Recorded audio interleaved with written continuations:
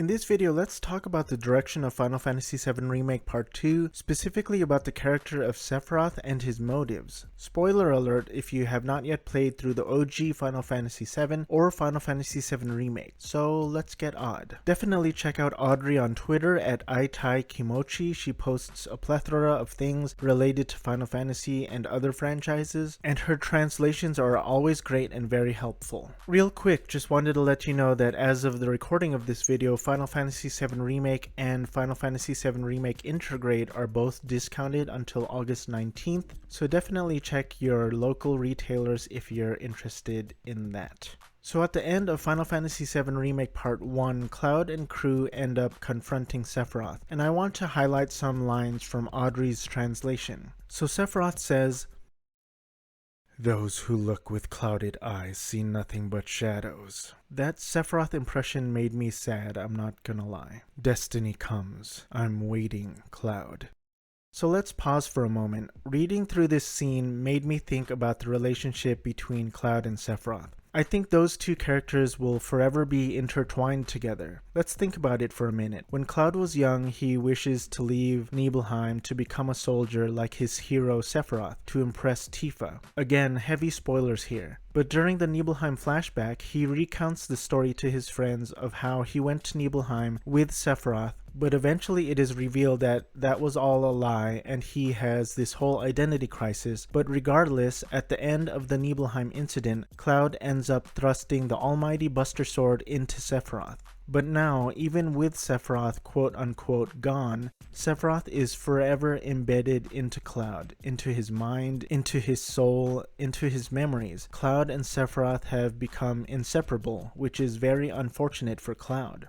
Getting back to Audrey's translation, here's where it gets interesting. Aerith feels pain from the cries of fate. She makes a determined face. The whispers seem to calm down as the scene cuts to Sephiroth. The whispers create a wall. Cloud and the others see it as a wall, but it's actually an entire dome surrounding Midgar. Sephiroth uses his sword to slice open the wall. He creates a hole that grows larger, and within it the whispers appear liquefied and writhe. It feels dangerous just by looking at it. Sephiroth enters the hole as static dances across his hand. He looks back at Cloud almost invitingly. "I'm waiting, Cloud." It might sound like Sephiroth is referring to the reunion, but Sephiroth's true intention is that he calls to Cloud to go through the wall so he can tell Cloud the truth of the fate of the planet. He calls to him mercifully. A smile crosses his face as he enters the wall. Cloud looks at the wall and for a moment hesitates but decides to follow Sephiroth. Before he proceeds, Aerith grabs him to stop him. So what I find interesting about this exchange is this push and pull between Cloud and Sephiroth. Even though Cloud hates Sephiroth for so many reasons, for killing his mother, for destroying his hometown and the townspeople, I can't help but feel that there still might be a part of Cloud that just wants to impress Sephiroth, or Cloud wants to confront him to show him that he's not afraid. It's an interesting dynamic between the two of them. Let's turn to the 7 seconds until the end scene. Sephiroth says,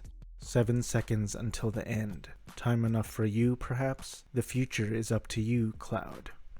So Cloud and Sephiroth are fighting at the end of the world, the edge of the world's space and time, a place where time has stopped. Time is running out before the end of the world and thus is represented by the words 7 seconds prior. If time were to resume, either the world will meet its doom within 7 seconds or with some kind of power, the path of space and time can be changed. This is why Sephiroth tells Cloud, "It's up to you." This is where it gets intriguing. I feel like both Cloud and Sephiroth are in a bit of a catch-22 situation. They're both damned if they do and damned if they don't. I believe that Sephiroth senses that Aerith is the key to everything. Again, spoiler alert. In the OG Final Fantasy VII, Sephiroth reveals that he wants to become one with the planet. Once the planet is hurt, it gathers spirit energy to heal the injury. He wants to summon Meteor to cause an injury so significant to the planet that he will merge with all energy of the planet and he will become a new life form, a new existence. He wants to be reborn as a god and rule over every soul. So that's Sephiroth's ultimate goal, but he can probably sense the future and he can sense that Aerith has the power to stop him. So he decides to kill her. But even in death, Aerith is able to command the lifestream to help fight off Meteor. This is what I mean by Sephiroth is damned if he does and damned if he doesn't. He will lose regardless of whether or not he kills Aerith, and I think he can sense that. His situation also mirrors that of Cloud's. Cloud either loses Aerith or Sephiroth destroys the planet and becomes a god. So either way, Cloud loses as well. I think that's the meaning behind Sephiroth's words when he says, "The future is up to you, Cloud."